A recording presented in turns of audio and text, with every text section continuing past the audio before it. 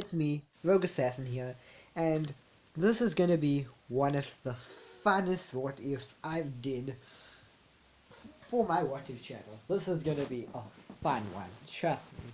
There are gonna be some weird moments, awkward moments, funny moments, and just goddamn bad pun moments. Because remember, each one of the members that are sealed in like Deku, except for Gaster, still has the Sans personality. So they'll still kind of act like Sans, obviously. Now, when Deku is born, basically I stopped when Deku was about to be born. As I'm gonna continue now with the souls fuse. As how the soul, Deku's soul looks, it's a weird soul. Deku basically has an upside down soul. Hold up, let me find the picture. This is Deku's upside down soul. This soul represents Gaster. As then Deku has a split soul, which is basically a soul that like Deku's human soul is gonna be half and half basically. Deku's human soul is gonna be half blue and half yellow, basically representing Sans and Underswap Papyrus. Then Deku's gonna have a ring like this. See the ring here around this black soul? That red ring. Now half of it, now half of the black, now half of that ring. On one side of the soul, by the yellow side, that soul is actually, that ring is gonna be orange. And on the other side, it's gonna be red. And in between, it's just gonna be black. Basically. As Deku is, I showed a picture of Deku. He's gonna kind of look like this, but he's gonna look different. So he's gonna have that hair in the way of his one eye, but Deku is like, his hair is also gonna kind of look like Frisk, basically. He's gonna basically be a carbon copy of Frisk and Carver. He's gonna look like, and his hair is basically gonna look like this. His hair's gonna look like this. He's gonna be a carbon copy of Frisk and Carver. He's gonna get these eyes, but that's only when he's using his abilities, or when he's basically mad and he just wants to torture somebody. Basically what Sans does when he like basically is about to fight you. He has that blue eye. She's gonna have both blue and orange eyes with a red circle in the middle, representing Kara. As his original eyes is gonna be like these eyes, but instead of a white circle, it's gonna be more black. And he won't wear glasses because his eyes is mostly gonna be closed. And he's also gonna have holes in his hands, but it's gonna be his normal hands attached to his arms, obviously. And then there's gonna be this hole in his hand, and basically when Inko sees the hole in his hand, she's shocked. She basically tells the doctors to try to fix his hand. She's basically scared that baby boy is gonna, baby girl is gonna bleed out in front of her, but that's not the case. As the doctors, like, basically they're doing tests on Deku's hands, and they probably think that Deku's, like, quirk that he might get in the future is gonna come out of his hands. Well, they don't know this, but it's too early for them to tell. As Deku, or I'm not calling her by her original name, Izuki. Yeah, that's the name I chose for her. Izuki. Izuki is going to have a weird personality.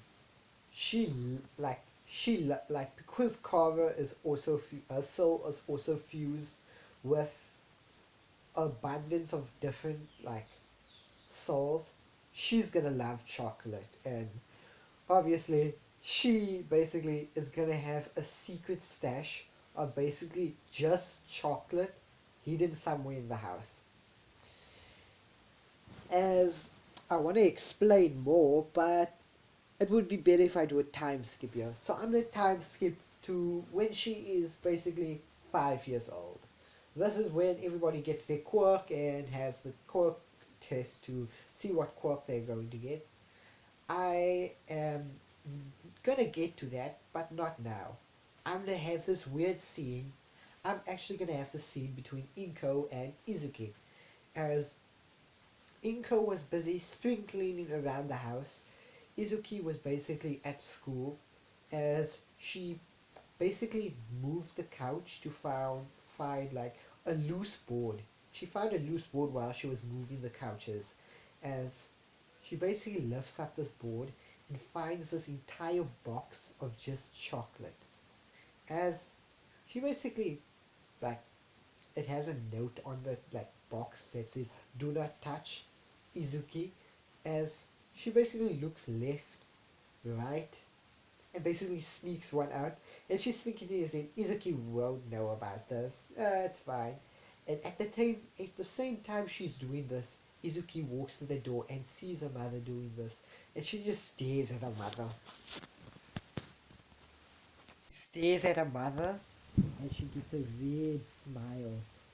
That as her face goes dark, as basically her one her hair that was blocking this eye basically moves out of the way, as you see both red, like just red lines going down. As she's like, mother, as like Inko turns around, he's like, oh, Izuki, as Inko sees her face, and she's basically she was caught in the act, as Izuki smiles the weirdest smile ever, and she looks at you, as she looks at her mother, and she's like, what are you doing? As like her mother's trying to come up with an excuse, as basically she was caught in the act, as like Izuki slowly starts like opening her mouth, and black ink starts like running down her mouth, and basically she gives this like she basically screams, "Put my chocolate back!" And she starts running after her mother, as her mother's running around the house, and her mother is freaked out by the face that Izuki just gave. Like Izuki's eyes is always closed, as basically, I'm gonna say that Izuki wasn't at school, but she was playing outside. So she, while her mother was spring cleaning, and she just came in on Inko, like taking a small like chocolate from a collection, and she's like basically now, basically chasing her mother while her mother has a box of chocolate in her hands. That's Izuki's, and basically chasing her around the house, as she finally gets the chocolate back, and she's like, I'm going to hide this again and you will never find it. This will be the last time you see this box. As Izuki basically makes the box disappear in a way. Well, basically her mother like basically stepped out of the room. She closed the room door and hid it somewhere. As as basically Inka was thinking in her head, like there was a lot of good chocolates in there, like really good chocolates in there. Like she saved up, and she was buy like like every time Ingo bought her a chocolate, she would only eat a certain amount and then just store it away. And then whenever she wants, she'll eat. Which is kind of a funny moment, because geez, this is why I'm gonna like it. This what if. And oh yeah, another thing, Izuki is also gonna be a pun addict, so she's gonna do a lot of bad puns, as like basically no like nobody everybody is gonna be like, these puns again. Like basically everybody hates her puns. Everybody hates. And this face she only gives when she is basically angry at somebody. She only gives this face when she's angry at somebody, and they like basically everybody like knows that if she gives this face, you're dead. So I'm not gonna help you. Like this face is only if she's angry. So I'm going to backtrack to. I'm going to backtrack to mean basically primary school where basically Bakugou got his quirk. Now everyone was getting their quirk while Deku or Izuki like saw that Bakugou and them were getting like their quirks. As the only reason why I'm gonna let Deku get his like her quirk her abilities now because I'm not giving Izuki a head start in this. Yes, she's gonna be OP, but I'm gonna make her work for the OPness that she's gonna get. She's gonna have to train with this ability to master it at its fullest extent. She's gonna have to train. As Izuki is wondering what her quirk is gonna be, and we all know that it's not a quirk. As basically she goes to the quirk doctor and she's branded quirkless. But she will get power. It's just she's heartbroken at this. Same thing, and she gives sort of a like not a like she gives a smile. She's basically like this. She gives this face. Basically, she's basically sad as she is basically like sad that she doesn't have a quirk and she still like brands All Might her favorite hero. All Might is still her favorite hero, Izuki's favorite hero, and she basically like is like after she like is branded quirkless and a few inspiring words from her mother, she basically decides even if she's quirkless, she's still gonna be a hero. As basically gets the determination like Izuki did, uh, and Deku, no Izuki, basically goes back to school, and basically she is friends with Bakugou, in a way, as he basically tells Bakugou asks what's her quirk, and she says that she's quirkless, yada yada. The same thing happens with the bullies, but instead of Bakugou bullying her, it's more girls that are bullying her. Because I'm just saying that girls bully her more because just because they bully her. But boys do also pick on her sometimes. Bakugou does pick on her, like make fun of her here and there. As there is, we go to, we flash forward, I'm gonna time skip forward to a time where Bakugou was busy picking on a girl because she had a weird quirk. Um, as basically, like, I'm just like, basically, like, and she's basically stepping in to protect this girl, this quirkless girl is stepping in to protect this, like, protect this other girl that is basically, how can I say, being bullied by by Katsuki Bakugou and his two lackeys, as Katsuki Bakugou tells Izuki that she must just go, run off, that Katsuki doesn't want to hurt her, as she like doesn't care, she's gonna stay and help the girl in a way. He's not gonna allow this because she wants to be a hero. As as she gets into a fight with Bakugou. As Bakugou rushes at Izuki, and I'm just gonna say that Izuki, like, I didn't say this before, but Izuki is very agile. Like, at a young age, she is very agile. Like, even without going to, like, how can I say, parkour classes or whatever. Basic acrobatics. Acrobatics.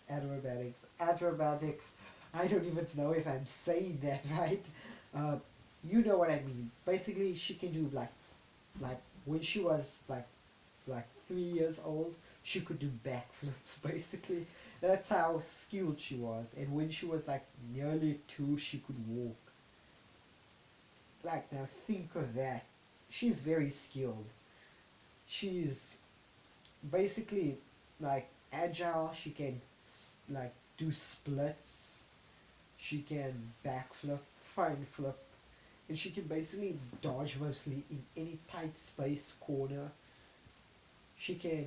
She's very good at agility, obviously, and the reason why I'm making her very agile is because she's not just going to use like bones, gaster blasters, and hands. She's also going to be using knives. That's also going to be one of her primary weapons: knives and bone swords. Yep, she is. Yep, this is why I said this is What If is going to be actually one of my favorites. As Izuki is basically like like walking back while Bakugo is like slowly walking towards her, and then she stops. Basically, like I'm not gonna like she's basically holding her ground. Bakugo rushes towards her as he throws his usual right hook punch, trying to like hit her. As she dodges, she kicks his legs. He falls, basically tumbles.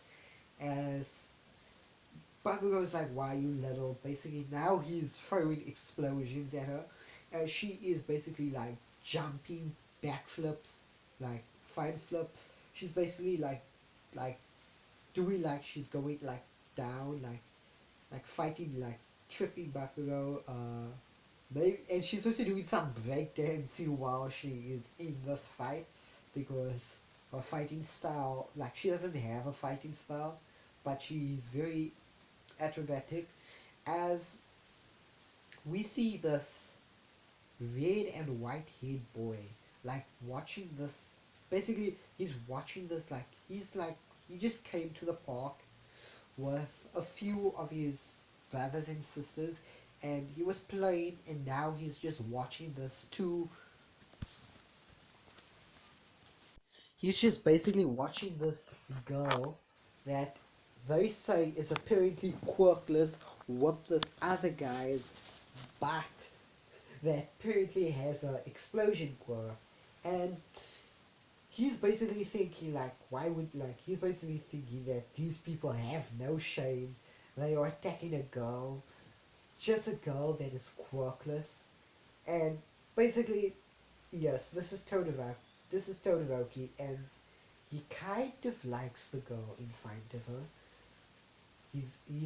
He's watching her, how agile she is, how she's doing flips, basically break dancing as well, and using kicks, punches as basically fending off Bakugo. And I'm also gonna say that that's only one of the ships. I said there were two, so I'm gonna go to in Bakugo's head, like before he started fighting Izuki. And Bakugo also kind of has a crush on Izuki because seriously, uh, because Bakugo also kind of has a crush on Izuki, kind of, but he didn't want to fight her just because he wants to show off to his lackey friends and show who's top dog. He's going to fight her. As basically Bakugo's getting like angry, and Bakugo still doesn't want to hurt her. As he tries to throw another punch, but this time she couldn't dodge. So she brings her hands up to block it. But like as like Todoroki wanted to like stop Bakugo, and Bakugo tried to pull back, it's too late. As he like throws an explosion at her, as she's like goes gets sent flying. As when she like when she landed in front of that she landed in front of the person she was protecting, basically. As in her hand was a red knife. And she looked up at Bakugo, like basically her like she saw like what Bakugo hit like actually hit her. Like she like now she's angry, like she's real angry. As she has a red knife in her one hand, as she gives a sinister smile while pointing at Bakugou. As she literally says in a demonic tone, "Now I'm angry." As she rushes at Bakugou with this knife in hand, as Bakugou throws another explosion. She basically jumps over him, does a twirl, lands behind him, and basically puts the knife to his neck and says, "If you know what's good for you, you'll leave." And she gives that demonic red, like, face with that red smile of hers as Bakugou literally got creeped out by that. He's like, "Okay, okay, I'll leave. I I give, you win." As Izuki, like, her eyes finally change back and she finally closes both eyes and her one hair goes back over her one eye. As both eyes are closed, she's like, as Bakugou like finally gets out of like Izuki's way, as he's wondering like, whoa, like that was scary. Like he never knew Izuki could be that scary. As Bakugou didn't even pay attention that Izuku used the ability, he didn't even know. He was just scared of the face. Even Todoroki was, what? He was even freaked out by that face. As Todoroki, like, basically, like, once he saw that face, like, "I'm gonna let her be for a few minutes. Like, I'm not gonna go over there and talk to her right now." As Izuki is still holding the red knife, as her face, like, she finally goes back to normal. She stops giving that sinister smile because she's basically angry at Bakugou. Like, Bakugou, like, she's not angry that Bakugou, like, exploded her. She just made, like, she made Bakugou think that she's angry that she exploded her. No, she's angry because Bakugou messed up basically her clothes. She's angry at that. She's like, "Damn it, Bakugou, this is my new clothes. My mom's gonna be angry at me now." Ah, this is a drag. As Izuki lets out an angry, my mom's gonna be pissed. This is my new clothes. She just bought this for me. Damn. You know what? I'll just face the problem when I get home. I'll explain what happened. I hope she understands. As she's still holding the knife in her hand. And side note, the way, like, the reason why like, the why she acts that way, she has underswap sands, which he basically does not care. She has Sans's, like, it's like Sans's emotional style. So basically, he's like, if there's a problem, I'll just have to face it. As she also has Gaster's emotions, so if like there is like she thinks logically, like she's a smart person, she'll think, like she'll explain and not hide anything. And if she does hide anything, it's for a reason. Or if she does something, it's for a reason. And she also has a Kara's emotional, like the way Kara thinks. As basically, like, first of all, she's a girl. Second of all, that's like basically new clothes that her mother just got, and she basically it's burnt up now, like on like by her wrist and elbow, it's burnt and charred, and she didn't even get that much hurt.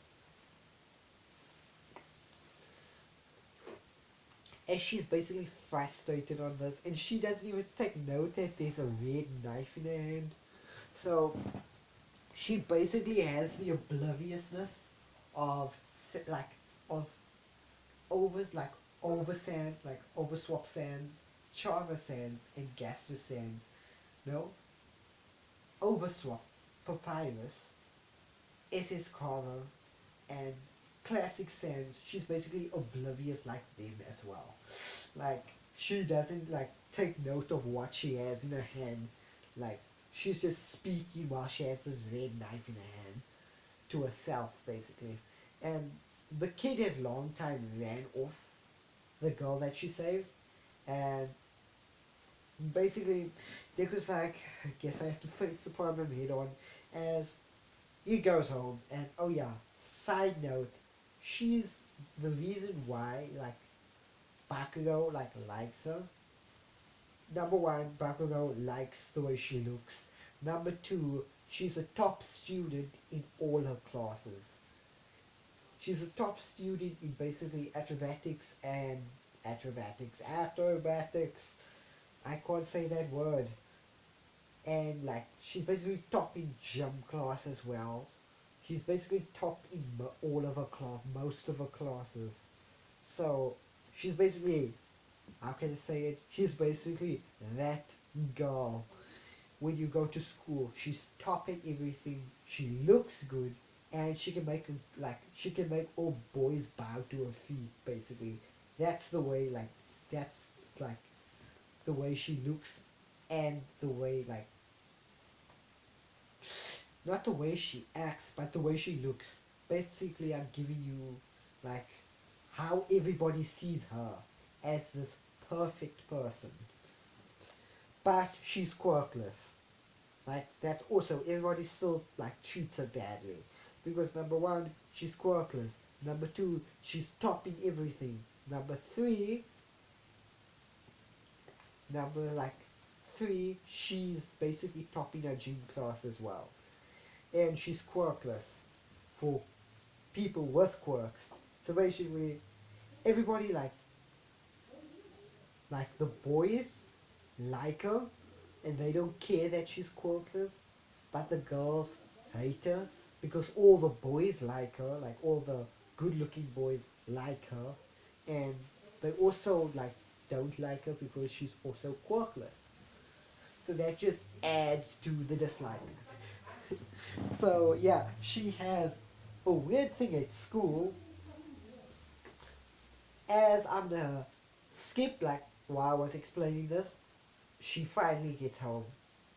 As Ego's basically mad that like once she sees her clothes, she's basically mad that her clothes is burnt up, and like she basically explains what happens as she basically nods her head, like she nods like Inko nods her head in understanding, like she understands what happened, she understands why you did it, she understands what you need to do, you are here, yeah, you want to be a hero, yada yada, she understands.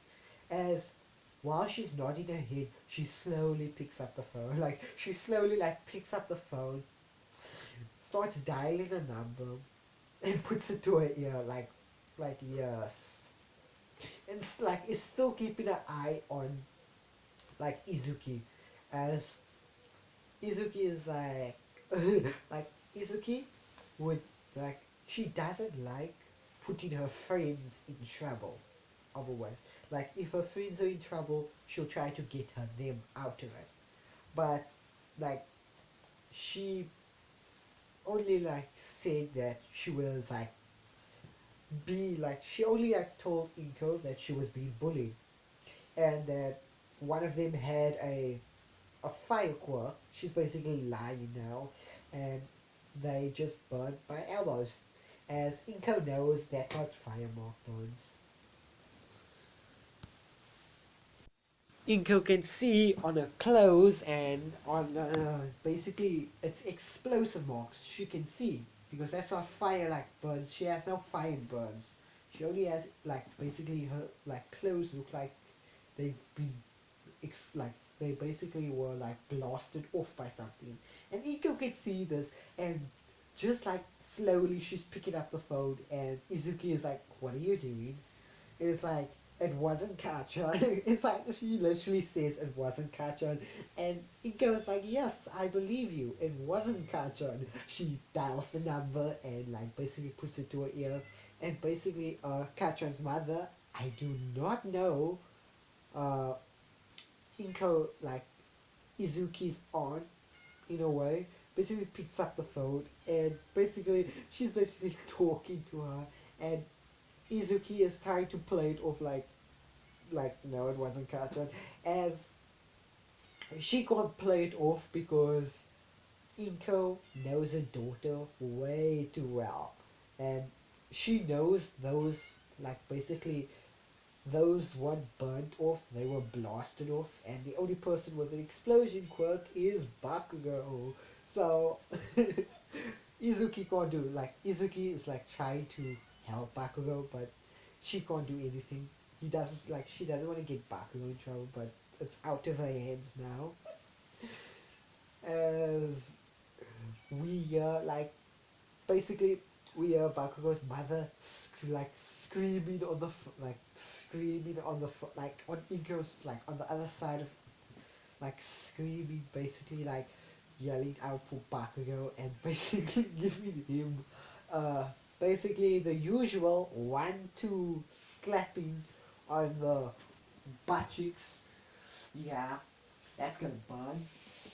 As basically yeah, you can basically hear this on the phone as Izuki's like, sorry Bakugo, I tried. As she's basically like hearing this yelling and she's just watching her mother. As her mother's still nodding at her and she's basically hangs up the phone finally. And it's like, you can go now. And it's like, as Izuki like slowly like walks like she couldn't like prevent her friend from getting such a beating as Izuki still has a red knife in her hand. She still has that knife in her hand. She doesn't realize what is in her hand yet. As Inko like looks at Izuki and sees that she has a red knife and she like slowly like realizes like she opens like her eyes and basically says, Izuki, what's in your hand? As Izuki's like, what do you mean what's in my hand? And she lifts up her hand as she doesn't even realize what's in her hand. And she looks at both of her hands and she sees a red knife in one of her hands. And she drops the knife and it hits the floor. Like it basically like hits the floor up straight. As the knife finally dispersed, finally, as Izuki didn't even realize she was walking in the streets with a red knife. And she didn't even realize it. As Iko basically after this like happened, she told Izuki that she's not gonna go to school today, that she's going to the quirk doctor to see what actually was that because seriously, even Inko doesn't know and she's now scared for her daughter. Because the doctor specifically said she had no quirk. So I'm gonna do a time skip to I'm gonna do like time skip to the doctor.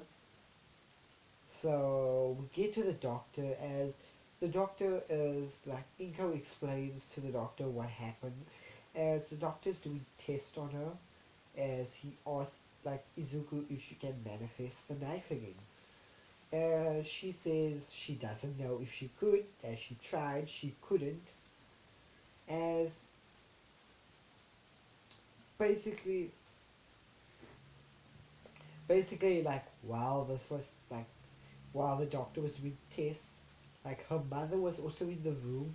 So and at the same time, her mother like slowly like out of her purse, she slowly takes out a piece of chocolate and puts her in the mouth and puts the chocolate in her mouth slowly as like Izuku is like looking at this and she's like basically like lets like puts out her hand as Iko's like puts it in her mouth quickly and she like like like act like nothing happened as Izuku is like, what's in your mouth? As Iko's like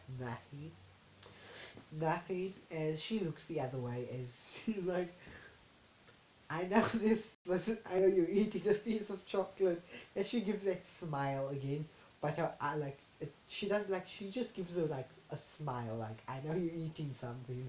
It's like what is it? And it's like that's nothing. And she's like then Inko gives that like then Izuku gives that weird, sinister smile once more.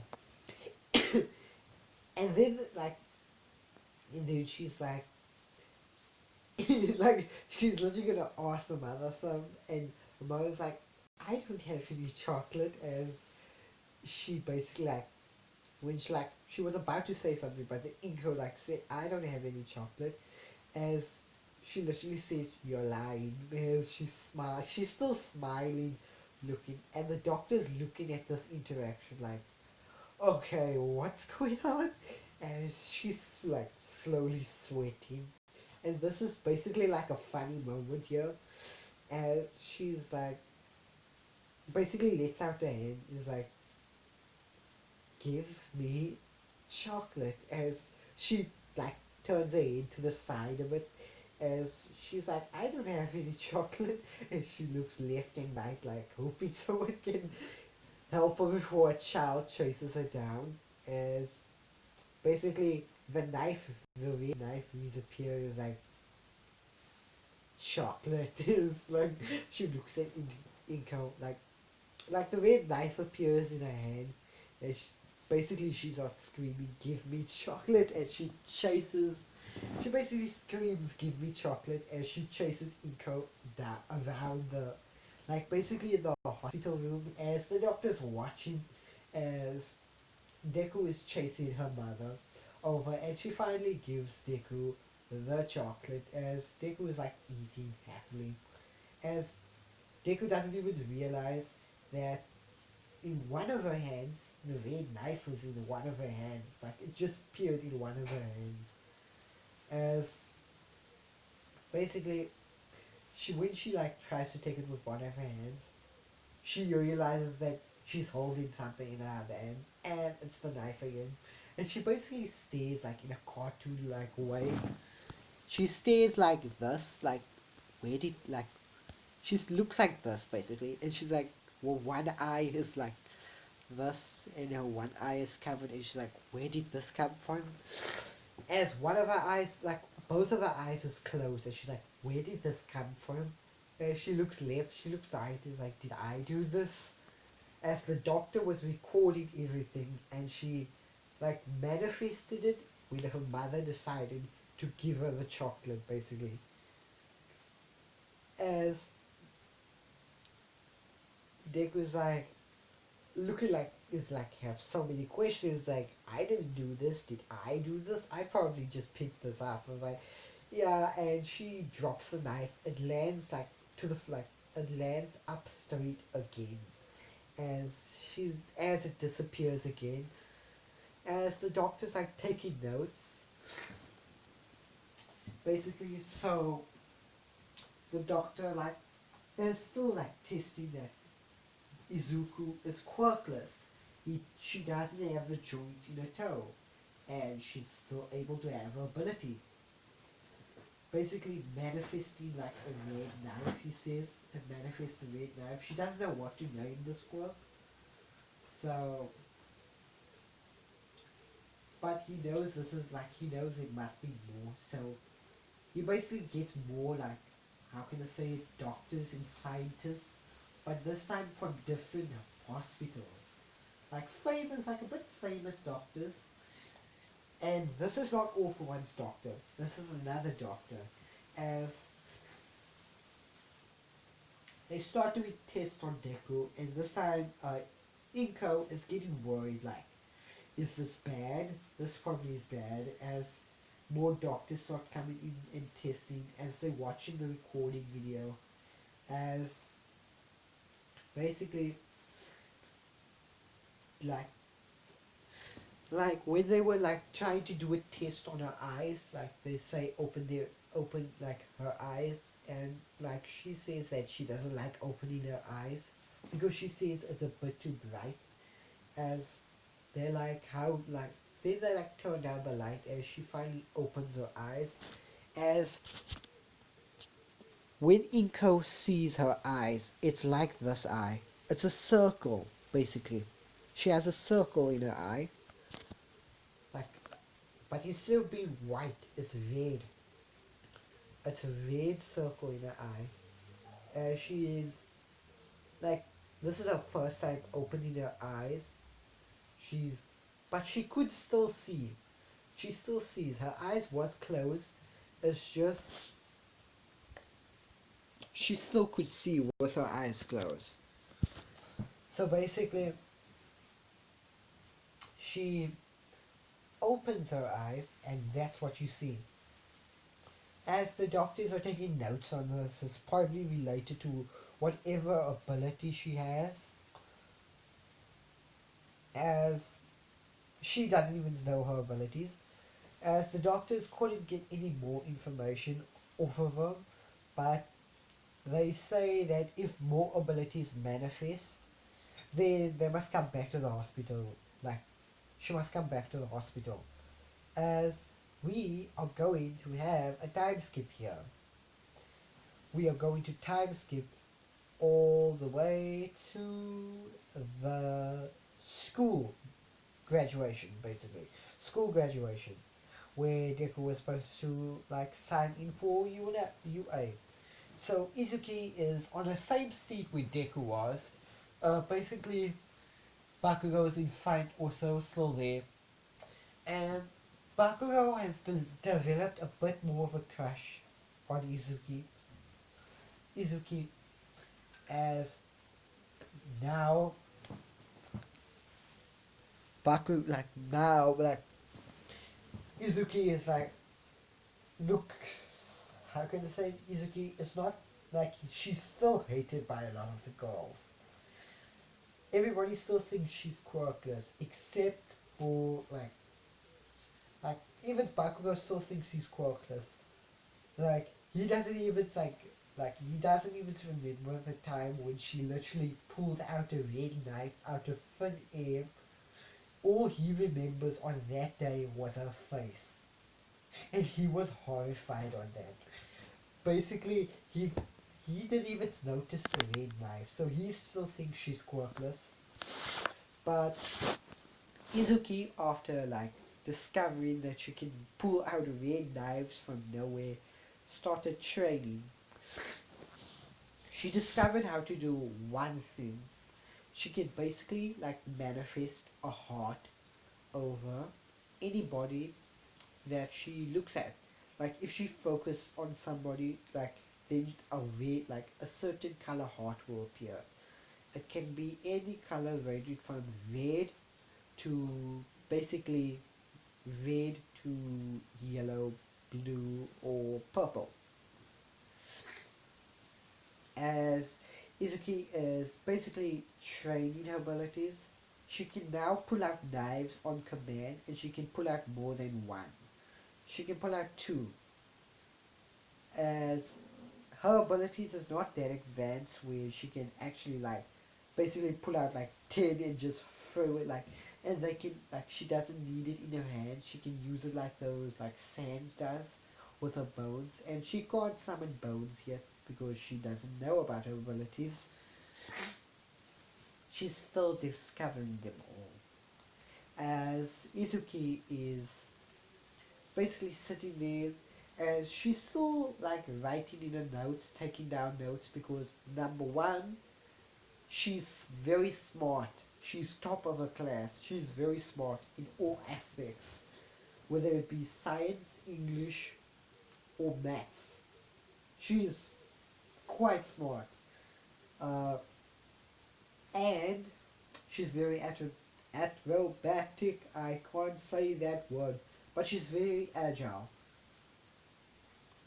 Basically, that complements her style of fighting, because she uses a knife and she needs to dodge attacks, dodge quirk attacks, and needs to get up close and personal with a person and use her what she thinks is a quirk, which is manifesting red knives. Nobody knows she has this ability because she never showed it to anyone. As basically, she also writes in the notebook about like certain heroes, people with quirks. Basically, she writes a lot about people with quirks and how to beat them, and how can a person just with a knife defeat a basically can defeat Endeavor or can defeat Hawkeye. basically these top heroes. She basically does mock battles, and because of her intelligence, she can actually find a way to defeat even the number one hero just with a knife. But because she doesn't have all the knowledge about the number one hero, her mock battle against him, it's probably false because she doesn't know all the abilities he can do. She knows a lot of Hawkeye's abilities, so she knows how to defeat Hawkeye, like all these top heroes. So she's quite smart. And remember, she has basically two scientists that's been working on like quite advanced stuff. So she's pretty smart. As we are cutting to basically, we're gonna backtrack now to a scene before school where she sees basically a giant rhino. I think it was a giant rhino guy. I don't know what it was, but it was a giant guy that was on a train, like a villain basically, that was on a track. Basically, this wooden hero, I don't know his name, he was basically fighting this guy, and Mount Lady just dropped basically when he was about to like finish the villain off. Mount Lady came in with a drop kick and basically drop kicked the giant villain. As basically she got all the credit, and she was taking notes and watching while like she was like taking notes. And by the way, she already manifested the jacket. She has this jacket over a school uniform, as basically she knows how to like kind of use her powers. She can't make any bones. She can't make any blasters. She can't make any hands. She can only like make souls appear over certain people, which basically like damages, like basically she can do more damage if she aims for the like soul, and she can instant kill them if she basically like stabs the soul or splits the soul in half. Or she can she can knock out somebody. When she paralyzes somebody, she basically a black X appears over their souls, and they can't actually move anymore. They they're still conscious, they can still do stuff, but they can move. They can't move. That's only like her blades can do that, but they have to cut the soul. So basically, that's like the only way she can paralyze without killing the person. As we basically are going to now time cut after school. Basically, Bakugou does that same thing he did with Deku. Basically threaten like, but instead of like Bakugou threatening her, it's girls threatening her. Like they're threatening her not to go to UA, but to stay away from certain boys. Basically that. As Bakugou didn't really threaten her because Bakugou likes her, because Bakugou likes him, as likes her, as we see time skip now to where Deku is actually taking a shortcut. As Deku takes a shortcut under the sewer, and he can kind of sense the soul that is approaching him. As she tells immediately, as it's a sludge monster, she jumps out of the way, does a roll, and lands like opposite the sludge villain. As the sludge villain is basically the same old, oh, so you're agile and you're quick, huh? That doesn't matter.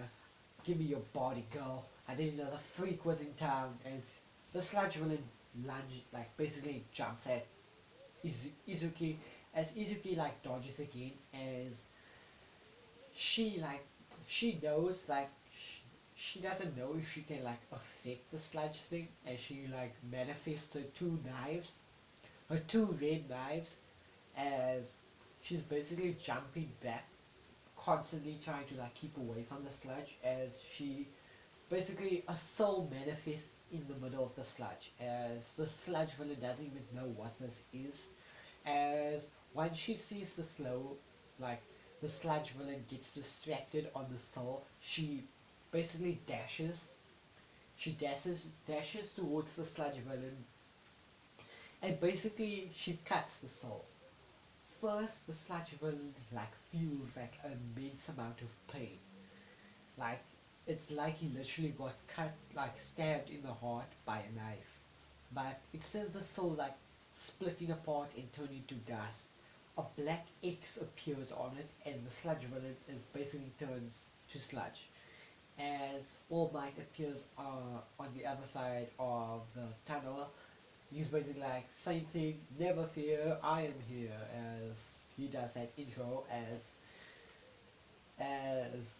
All Might sees like basically Izuki basically is like standing over the sludge, basically like tramping on the sludge constantly, like like basically she's been like speaking in her head, don't try that again, you weird, dumb, icky thing.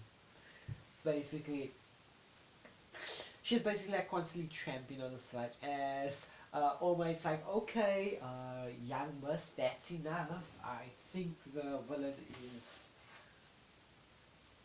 knocked out as the basically they collect the sludge as basically she says the sludge villain is basically because all the pain the sludge villain felt, the sludge villain like was knocked out and paralyzed, as basically they collect him up in the bottle, and the soul that the sludge villain had is basically showing in one of the bottles, in the bottle as the X mark.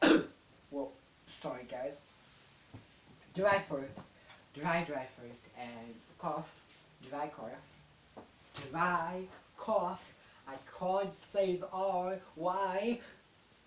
Okay, continuing off as basically the soul with the black X mark just disappears as All Might, as All Might thanks the girl, as she's like basically inside she is freaking out, but on the outside, because of her three, no, four personalities that wouldn't like spaz out just for no reason. Like she has Gaster, she has Classic Stance, she has Overtail Papyrus, and she has Is's car. She's not gonna freak out over Papa, like over like, oh my. All she does is calmly reach into her note bag, grabs a notebook, opens the notebook to a certain page, and asks All Might if he can sign. As All Might like signs, as he's like kind of weirded out because people would be freaking out like, oh, it's All Might, yada yada yada. As this girl is not, she's like calmly doing everything calmly, like taking a breath as she's smiling as well. As her eyes is also closed. As All Might thinks it's just like a normal thing. Oh yeah, just say when like Izuki like opens her eyes, she's able to see a soul. Like then the soul appears on the person. So the reason why the soul disappeared because Izuki closed her eyes and now the souls disappear. So only when she opens her eyes, the soul will be like shown where the soul is. As Izuki gets the signature, she like thanks All Might, puts it in the bag, as she like before All Might goes, she basically like when All Might was about to jump away, she throws the knife. The knife goes past All Might, and All Might's like, "Hey, what are you doing?" As basically All Might's like, "Why would you throw a knife? That's dangerous." As Izuki's like, "It wouldn't cut you unless I wanted to. It wouldn't cut you, All Might, unless I wanted to. I just wanted to get your attention before you jumped away." As Izuki asks the question, the $1,000,000 question, can I be a hero? Quirkless. As All Might's confused, like it was, as he's like, so she's quirkless? As like, that's what everyone brands me, but I have certain abilities. I'm just asking if I can be like you. Basically, she states that she has abilities, but she doesn't like. No one knows what they are. and she doesn't even know where the limit of her abilities can go. But she basically asks All Might if she can be a hero like him. As All Might doesn't like, he states that he doesn't know if she can become the number one hero, but she's sure that, but he's sure that she can become a hero. As she's kind of heartbroken on that one, that her number one hero says that she can't become the number one hero. As All Might explains to her that there are people with even better quirks, like powerful quirks than hers, and like there are people more suited to be the number one hero than her. Like he doesn't know like if she will be in the top 10, but she knows she will become a hero, and not a powerful hero, but a good hero. As All Might like he like doesn't know, like All Might like only saw the knives, like she like only knows about the knives, the cloak, and the soul. She doesn't know anything else, and she's kind of heartbroken that All Might like states saying that she couldn't be the number one hero, but he doesn't even know she can be the top part of the top 10. But she takes it anyway, as she basically says into her head, I'm gonna prove All Might wrong, and that I will become the number one hero. And I'll show All Might. Basically, she says this to All Might, like, I'll prove you wrong. She basically like puts her head down, and when All Might was gonna jump away, she is like, I'll prove you wrong, and All Might stops there, and she's like, I'll show you. I'll become the number one hero. And I don't care who I don't care what obstacles I have to go through. I'll show you that I'll be the number one hero, and you'll respect me for it. As All Might basically hears this, and he kind of smiles, like hearing the determination, and she's basically not saying this, she's basically yelling this out. She's like screaming at All Might that she will become the number one hero, and she's not screaming like ah, no, she's basically basically she's speaking loudly. That made All Might, like before he took the final step and jumped, like All Might like stopped there and basically gave a smile and then jumped away. As she walked away, as All Might jumped so hard that the bottle still fell out, and it's still basically Bakugou, and it still ended up by Bakugou and his lackeys. As as in canon, the explosion goes off and Izuki runs there. As in canon, All Might is still blaming himself because he's still weak. Canon style, Izuki sees Bakugou, and Izuki she keeps her friends very closely because number one, she still has her Sans personality. So that means Sans still cares for the friends he's made. So that means if anybody hurts his friends, they'll have to answer to Sans. As he still has, basically SS Chorus the same way, overswaps, overswap Papyrus, or overtail Papyrus is also the same way. Classic Sans is also the same way, and SS Car is also the same way. But the one that they because uh, because she doesn't have a brother, all she has to rely on is her mother and her friends. And if you mess with her, hurt her friends, she's gonna show you now. As basically she's looking around and seeing the heroes are doing nothing, as she sees the person that is hostage by the Sludge villain, it's Bakugou. As for some reason she just ran. She just ran towards Bakugou. Basically she's now getting flashes of certain moments in certain like universes. Basically she's getting the memories of the three Sanses, or basically, yeah, the three people that are inside him, or the three Sanses, I like to call them.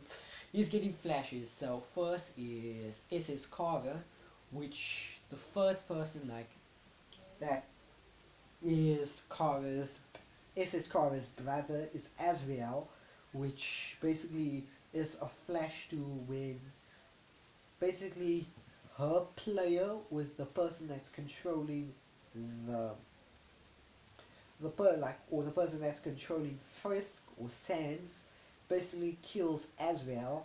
Then a second flash to where the person kills Papyrus. No, Sans instead of Papyrus.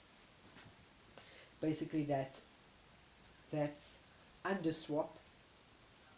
They kill Sans, which his name is Blue, and Papyrus basically is like sees this, and the second one is the classic one, which basically they kill Papyrus, and Sans gets his scarf and he sees the dust and he's crying basically. As she gets all three of these flashes, as her eyes turn orange and blue, with a red, like a small red dot in the middle, as two knives, as two red knives. From knives, they turn into swords as she's running towards them. And she's running not normally, she's running Naruto style. She's basically doing the Naruto run with two red swords in her hands as the two souls appear.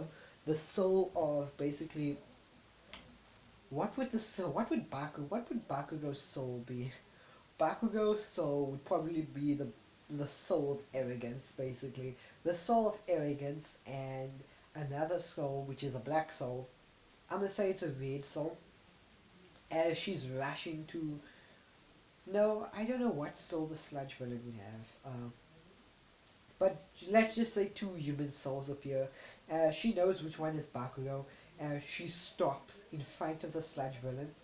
She basically points a sword at the Sludge villain with the eyes that she has now, as basically a small, not a big, but a small gas blaster, the size of basically her arm, appears and it basically shoots. Bam! As you hear a beam go off, as the blast basically hits the soul of it hits the slow soul of the Sludge villain and damages him a bit. As she when the Sludge villain looks back and screams, "Ah, that hurts, you little," as he looks at the girl as she's gone. Everyone just saw that there with this massive basically skull, and now she's gone. As they're looking around constantly left, right, where did she go, where did she go? As basically we see something stab through the Sludge villain and pierce a heart. As the Sludge villain is like, you, you're behind me, as he literally says, "You're behind me," as she basically is angry now, as she basically cuts the soul in half. Bam. As the Sludge villain drops, and this time this is her first kill, by the way. As she gets 1 LV, level 1 LV, and in the Undertale universe, the more you kill, the more love you get, which is level of violence, basically. L, which is level of violence, which is LOV. LOV, which stands for love, which is level of violence. The more you kill, the more love you get, and the more love you get, the more violence you get. And the more you just want to kill. Well, basically, why did Korra kill him? Well, well, basically, there's a theory. I think the theory Sans doesn't just when Sans is fighting. Basically, when Sans is busy fighting the player or Chara or Frisk, Sans is fighting with determination. Basically, he's fighting with LV or love. So, because of his rage and his determination to stop the player or you from killing anyone else, from basically for killing his friends, all his friends, he gains determination or level of violence, and that's how he's able to stand up against Trava. So basically, she's level 1 with love or level of violence, and she's level and she's leveled up to level 2. If I said like she's leveled up to level 1, no, she's leveled up to level 2. So she's level 2, and she won't level up any further than level 20. But at level 20, like, she's basically like corrupt after that. So she won't basically go beyond level 5, because basically she kind of knows what that is. She like knows that love, or that love, is bad. And she can see her level. She just needs to look at her soul. Then she can see the levels, like how much violence they have, how much experience they have. And she knows that experience bar and that LVO is bad. So whoever has the highest LVO, well, they either must die or they are too far to be saved. But she like knows that, like, she just killed him because of pure anger. So now she's level 2 LV. As the sludge villain like turns into sludge, as basically all that happens as the media and the heroes rush her, as she's like seeing all these people coming to her, as they're all asking questions like, how do you defeat her, what is your quirk, yada yada yada, as the heroes of scanning scold her out, about saving, uh, about like going in there recklessly, you could have got hurt, as she literally gives that creepy smile like, are you serious? Are you serious? Like you guys were doing anything to even try.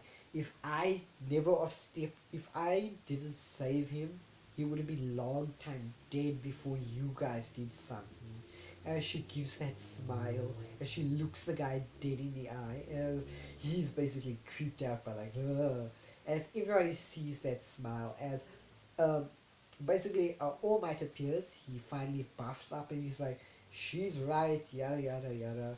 Like, you guys should have stepped in, you guys are heroes. You let basically you let a girl that is only graduating now, that didn't even take the entrance exam, do your job do your job when you couldn't do it. Basically, All Might basically was like giving praise to the girl as he does all of his speech thing to the media, and she, like, while this stuff is going, she slips out slowly, because she is like more of a, like, she slips out with nobody noticing. He's like, I'm just gonna go, as she slowly walks away. As this time, in her anger, she finally took note of what she was doing. Number one, she let out a small skull that could fire, like, fire beams.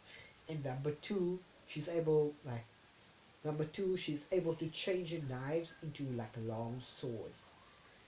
Like, she can make anything with that, like, knives of hers. She's only been making knives. She doesn't know she can make anything with that V or. As she's looking at her hands, wondering on how she done it. As she's like maybe she should tell, as she bumps into Bakugou, as Bakugou still says that he didn't need your, he did, like, Bakugou didn't like need her help, yada yada, same thing. Basically, Bakugou, canon style Bakugou, as basically he walks away, and when he walks away with a bit of a blush, as she's like, okay, that just happened. It's like, that just happened. Like, mysterious things keep on happening to him. She says a pun. I don't know what pun she says, like, at this moment. I don't know, like, I am bad at puns, and I don't know what pun she could say at this moment, but let's just say, like, she's walking home now, and she gives a huss, like, like, like, tired huss. No, tired, like, breathing out, basically. I don't know the name, so I'm not gonna dwell on it too long. I'm as she bumps into All Might. As basically All Might does the same thing in canon and says, yes, I can't believe you can be the number one hero, as he offers his power. Now, here's a little thing I need you guys to do. Comment down below and say if you want me to give one give one for all to Deku, to Izuki, or wait, you know what? Never mind. Don't comment down below.